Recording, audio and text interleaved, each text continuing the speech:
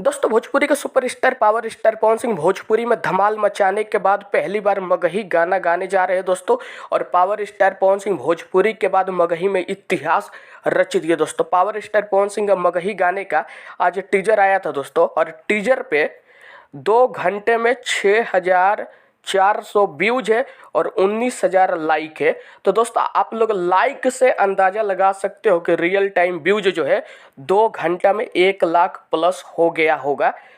ठीक है दोस्तों, 2 घंटा में 1 lakh plus real time views हो गया होगा।